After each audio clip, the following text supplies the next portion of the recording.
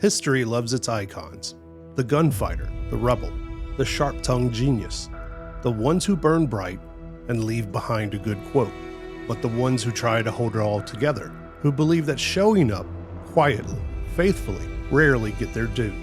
Before his younger brother became a name etched in American myth, Orion Clemens had quickly become a star on the rise, called indispensable by those around him. Trusted by one of America's greatest presidents, he helped carve a government out of dust. He didn't chase headlines, he chased statehood for Nevada. And while his younger brother would go on to write the West into legend, he worked to move it into the future. This isn't a story about who history remembers. It's about the ones who did the hard work, walked the line, and got buried in the margins anyway.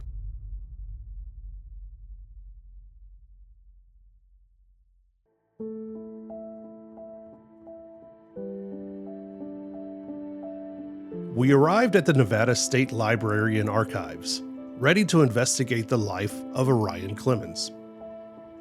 Flipping through his territorial letters, carefully preserved, still bearing his signature, we saw the pieces of a man who once stood at the center of history.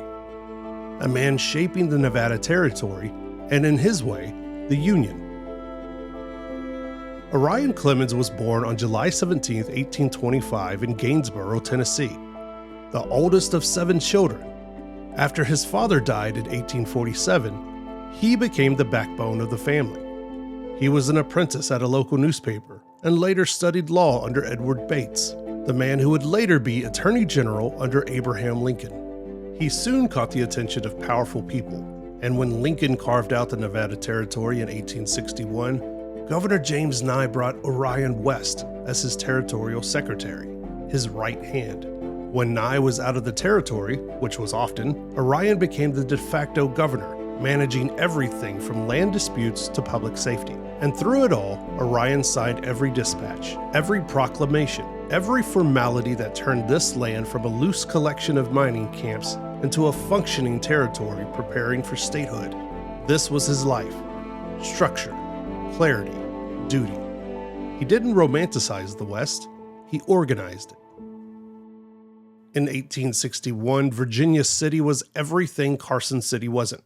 Louder, meaner, wilder. Orion's younger brother Samuel found it intoxicating.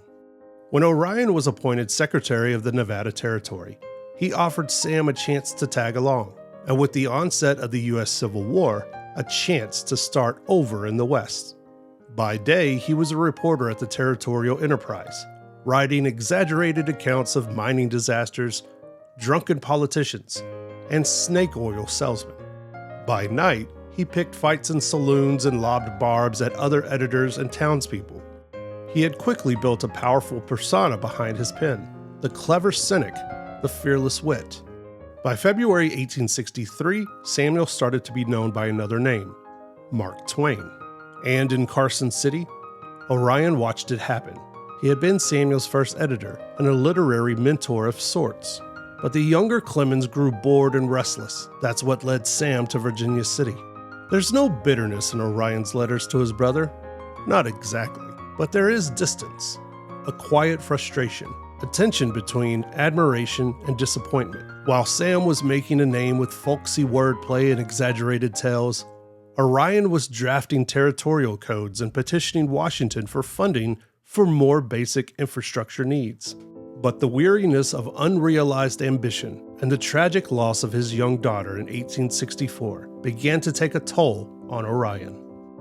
It's easy to paint Orion as a footnote, but he was more than a shadow. When Nevada became a state in 1864, Orion's territorial position was dissolved. In 1865, he won a seat in the Nevada State Assembly, but served only a single term. The momentum was gone. His name didn't carry weight like it once had. He was a well-liked man of conviction. He opened a law practice, tried to patent inventions. He wrote, wandered, kept moving forward, believing the greatness he once touched might come back around. It never did.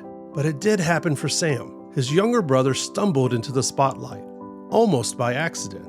Orion didn't resent it. He had encouraged his younger brother's talents. But as Sam's fame grew, Orion seemed to shrink away. His businesses failed. His finances were tattered. and even small successes became elusive. Samuel Clemens never abandoned his brother. He helped him financially.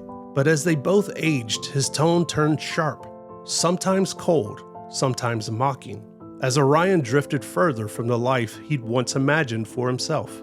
Sam encouraged Orion to write his autobiography, not as a triumph, but as a cautionary tale, how someone can do everything right and still end up on the sidelines. Orion didn't hesitate to write it. He trusted his brother. He wanted it told. He wanted his story to outlive him. Though Sam did attempt to have his brother's book published, it never saw the light of day. Most of it ended up lost or destroyed. He lived out the rest of his life in Keokuk, Iowa, and died in 1897. Today in Carson City and Virginia City, you'll find tributes to governors, judges, outlaws, and silver kings. Mark Twain's name is everywhere, from saloons to bookstores. But Orion, he's here in the margins. He helped build the machinery of a state. He tried to live a good life. But history doesn't always reward the steady hand. Sometimes it crowns the one who draws the most attention. Orion wanted to be remembered, and he deserves to be. For a time, he stood at the center of a new state, trusted by powerful men, respected by Lincoln, steady in the storm. And when that moment passed, he didn't fade quietly. He kept trying. He believed the arc would bend back towards him. Instead, it bent towards his brother. Twain became a household name, and Orion became a name remembered only by the most dedicated historians and the occasional travel show host. He didn't begrudge it, but that doesn't mean it didn't ache. Today, Orion's name survives in letters, records, and dusty archives, not because he stepped aside, but because history moved on. And in the margins of history, his story still waits.